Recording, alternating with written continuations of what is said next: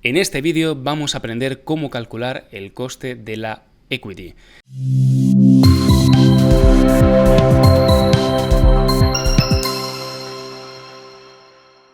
El coste de la equity, como sabéis, es una de las piezas que interviene dentro del modelo del WACC, del Weighted Average Cost of Capital o coste de capital, que nos permite estimar el riesgo de una acción y la rentabilidad mínima que nosotros como inversores deberíamos exigir a una empresa para invertir en ella. Entonces, el cost of equity es uno de los componentes justamente de este modelo, como vimos en otros vídeos, donde hablábamos del cost of capital como la suma ponderada del cost of equity y el cost of debt, que este vídeo lo encontraréis en el canal. Entonces, sobre el cost of equity, aquí estamos hablando de, dentro de la parte de los tenedores de los activos de una empresa, es decir, el lado de la derecha del balance, tenemos el patrimonio neto y tenemos el pasivo. Aquí estamos hablando del patrimonio neto, estamos hablando de cuál es la rentabilidad mínima que los accionistas que entren en nueva ampliación, por así decirlo, ¿no?, exigirán a la empresa para entrar dentro del patrimonio neto de la empresa. Entonces, sobre este modelo hay muchas variantes. Hoy os voy a traer una que yo personalmente me siento muy cómodo. Cost of equity igual a 10-year Treasury Yield más beta por Total Equity Risk Premium más Country Risk Premium. Exacto. Este sería el modelo del cual os quiero hablar hoy. Vamos a desgranarlo poco a poco. En general, estos modelos lo que suelen hacer es ponen un punto inicial en el cual estiman lo que es el activo libre de riesgo, el risk free, ¿vale? Así, de esta manera. Y luego le añaden la rentabilidad mínima que le exigen a la categoría de activo en la que estás invirtiendo, como por ejemplo las acciones, que es el Total Equity Risk Premium, que podría ser por ejemplo del mercado americano, ahora entraremos en esto, y lo multiplican por un indicador llamado beta, que ahora también entraremos en exactamente qué es esta beta. ¿De acuerdo? Yo en general, como suelo valorar en dólares, y habitualmente las empresas que suelo valorar están en el mercado americano, me gusta ya empezar directamente poniendo el umbral cero de rentabilidad libre de riesgo en el bono estadounidense a 10 años. ¿Por qué ponemos una rentabilidad libre de riesgo como mínimo? Pues veréis, si ahora mismo un amigo vuestro os pide dinero, si le prestáis al 0%, en verdad estáis asumiendo un coste de oportunidad, porque si el gobierno de Estados Unidos, que según los inversores es el gobierno más estable, solvente y seguro del mundo, junto a otros países anglosajones como puede ser Suiza, Nueva Zelanda o Dinamarca, si el gobierno de Estados Unidos está prestando a 10 años al 4%, el gobierno de Estados Unidos es el mejor pagador que puede haber, porque tiene toda la capacidad coercitiva para poder subir impuestos, expropiar o hacer cualquier cosa para pagar a los tenedores de su deuda. Entonces, si a nuestro amigo le exigimos un 0%, estamos perdiendo ese 4% que sin riesgo estaríamos consiguiendo del gobierno de Estados Unidos, ¿de acuerdo? Es por eso que hemos de poner como este punto de partida de como mínimo cuál es la rentabilidad mínima que hemos de exigirle a cualquier activo. Y esto es lo que busca el 10-year Treasury Yield. Aquí al lado tenemos este Total Equity Risk Premium, ¿vale? El Total Equity Risk Premium es básicamente una variable que mide a nivel histórico qué es lo que ha pasado, cuál es la diferencia entre los que han comprado bonos libre de riesgo y los que han invertido en bolsa. Por ejemplo, si la bolsa históricamente ha dado una rentabilidad del 8% y el bono libre de riesgo históricamente ha estado en el 4%, podemos ver cómo históricamente en general esta diferencia ha estado en 4 puntos porcentuales. O sea, que los inversores que se lanzaban a la aventura de la renta variable exigían un 4% más que los inversores que se lanzaban a comprar bonos del Estado con las máximas garantías posibles, ¿no? Y esto es justo lo que medimos aquí. Total Equity Risk Premium. ¿Cuál es la prima de riesgo que por invertir en acciones estamos asumiendo? Y luego aquí interviene, bueno, esta variable en sí es fácil de entender. Esta es la prima de riesgo país.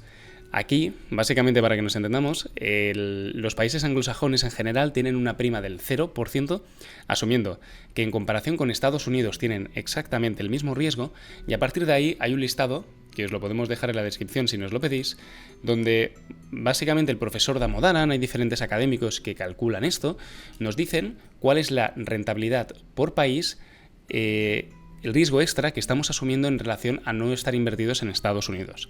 Por ejemplo, a fecha de este vídeo, la prima de riesgo en España creo que se sitúa en torno al 1,7% y la prima de riesgo en China en el 1,22%. ¿De acuerdo? Y este es un extra que lo hemos de poner si estamos invirtiendo fuera de Estados Unidos o de estos países con prima de riesgo cero. Finalmente, vamos a la variable más divertida de todas, porque hasta aquí yo no he hablado en ningún momento de la empresa individualmente. Hablamos de la beta. La beta es nuestro indicador del riesgo específico de la empresa dentro del coste de la equity. Y en concreto, la beta lo que debería hacer es un valor que está más o menos centrado en torno al 1. Si una empresa tiene el mismo riesgo que invertir en el mercado, o la misma volatilidad que invertir en el mercado, esa beta es de 1. Si una empresa es menos volátil que el mercado o presenta menos riesgo que el mercado, académicamente hablando, esta beta debería ser de en torno al 0,6, 0,5, 0,4... Esta beta podría ser inversa, podría comportarse a la inversa que el mercado y ser de un -1.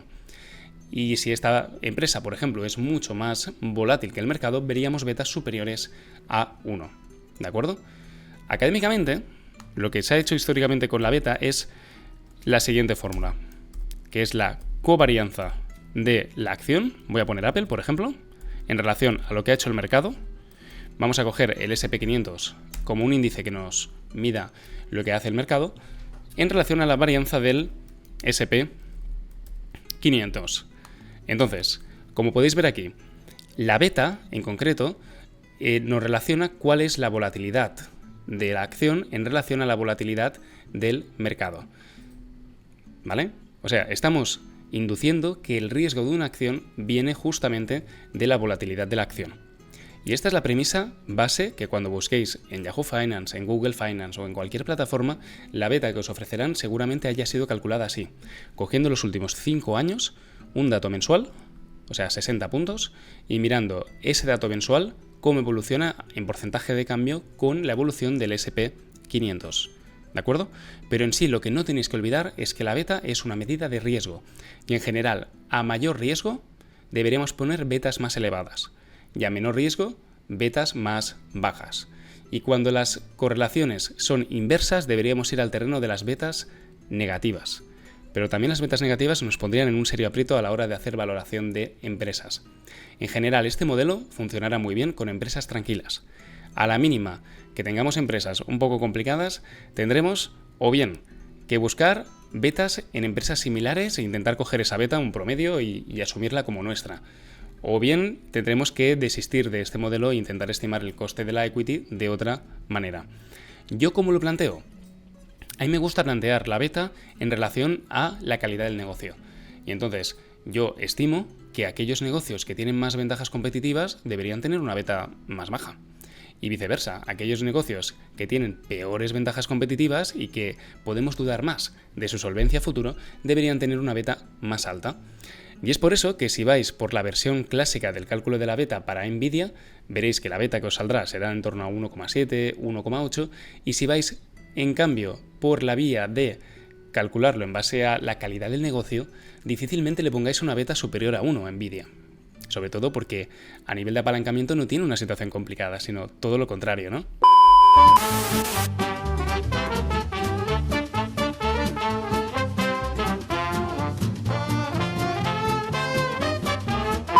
Vamos a ir un momento rápido a alphababoon.com y a ver, por ejemplo, para el SP500, cuáles son las empresas que tienen menor cost of equity y cuáles tienen mayor cost of equity. Pues veréis, la que tiene menor cost of equity ahora mismo para nosotros con nuestra metodología de valoración es Nvidia, 7,1%. Y dejadme poner un ejemplo muy rápido de cómo se calcularía. Si ahora mismo el activo libre de riesgo está en torno al 4%, ¿vale? 4% más riesgo país, en este caso sería 0, con lo cual no lo pondríamos, más Total Equity Risk Premium. Aquí voy a poner el promedio histórico, que ha sido en torno al 4,2, aproximadamente. Lo vamos a multiplicar por la beta. Yo a Nvidia le pongo unas grandes ventajas competitivas y es por eso que pongamos que para mí la beta de Nvidia es de 0,8. Esto cada uno tiene que crearse su metodología y su receta a la hora de calcular y estimar el riesgo individual que tiene una acción en bolsa, ¿de acuerdo? Pero poniendo esto y cogiendo la calculadora, vemos que esto sería 0,04 más 0,042 multiplicado 0,8. ¿Vale? Esto nos daría en torno a 7,36%. Y este sería el coste de la equity de este negocio. Que estamos hablando de un negocio mucho más volátil, con más riesgos, etcétera. Imaginemos que ahora le ponemos la beta del 1,7% que os comentaba antes. Haciendo exactamente lo mismo, veremos que el coste de la equity sube a 11,14. Y volviendo de nuevo a la plataforma, que la tenemos por aquí, ¿vale? Aquí entenderemos entonces el por qué estamos valorando con una equity del 7%. Y como Nvidia tiene un coste de la deuda bastante bajo, porque al final la deuda neta la deuda total está totalmente compensada por la tesorería que tienen, básicamente Nvidia es medirla por el coste de capital, ¿vale? Como podemos ver en pantalla. Y en el lado negativo tenemos pues American Airlines, Norwegian, Paramount, United, Carnival, empresas que para nosotros tienen peores ventajas competitivas en comparación a Nvidia y que por tanto les hemos de exigir una rentabilidad superior. También os he de decir que somos bastante conservadores, entonces veis que nos salen tasas que a lo mejor a otros analistas, pues bueno, sería una salvajada poner tipos tan altos.